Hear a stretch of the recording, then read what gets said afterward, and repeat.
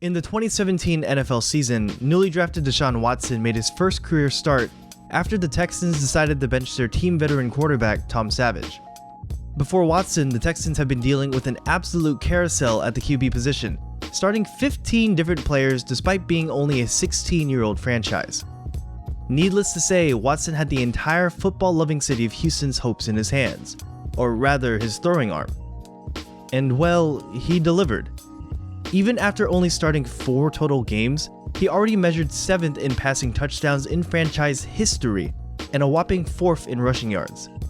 Watson delivered a much-needed spark to what used to be a defensive-minded team, and primetime Texans games actually became something to look forward to instead of being a cure for insomnia.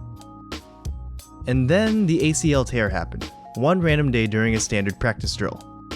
Having suffered an ACL tear already during his college days, questions arose regarding whether or not he'd lose his magic, or if he'd be able to match his insane record-breaking pace. At the start of his second year, it unfortunately looked like it would be the former. After going 0-3 to start the season, including losing to the decaying husk that is Eli Manning, the Texans subreddit was so disheartened that they changed into being a Whataburger appreciation sub instead, out of shame. Then, out of nowhere, the sun appeared out from behind the clouds.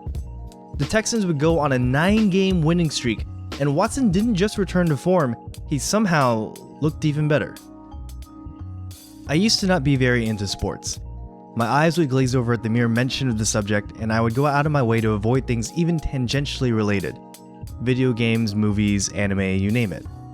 However, that began to change after my friends roped me into playing fantasy football with them.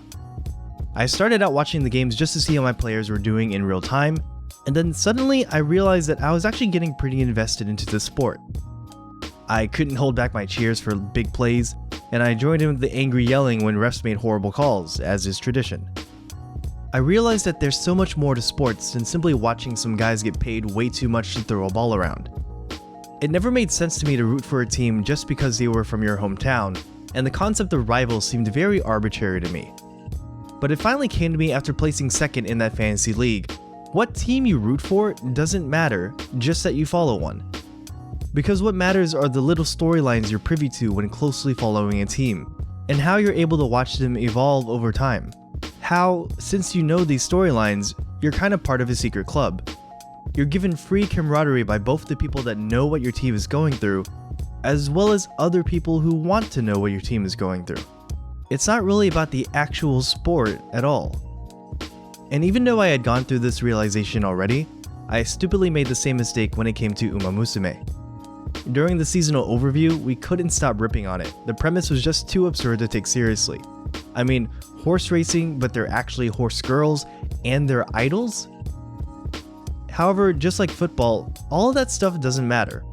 All of the horse racing, the idol stuff, even the running itself is just window dressing, a vehicle for storylines. The horse girl stuff is mostly used for comedic effect, a silly excuse to have horse-related jokes like endless carrot snacks. And beyond that, the dedication to preserving the history of horse racing within its framework is actually quite impressive. I brought up the Deshaun Watson example because you could easily tweak it a bit, replace all the football with race references and Watson's name with silent Suzuka's, and have the exact same effect. Because yeah, you shouldn't judge a book by its cover, and sports anime are rarely only about the sport itself. You would think someone who's seen Ping Pong the animation, which is more about growing up, or Scorching Ping Pong Girls, which is more about self-worth and ambition, would know that. The more I watched Musume, the more I wanted Special Week to succeed, and the more I wanted Silent Suzuka to recover well and continue being Special Week's bar to aspire to. In fact, just mere seconds ago, I tried to come up with a non-ping pong related sports anime for variety, to no avail. I probably unconsciously avoided them due to a perceived lack of interest in the subject matter, even though I used to treat football the exact same way. I can't just dismiss something well-loved like Haikyuu because quote-unquote volleyball's not my thing. Because if a show is good enough, it'll make it your thing. Thanks for watching. I warned you that some 12 Days content would be interesting to say the least. Be sure to like and subscribe for more content, or if you'd like, you can donate to my Patreon.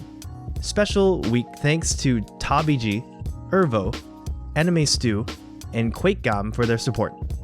And of course, if anything I said was wrong, I'm sorry. I must have stuttered.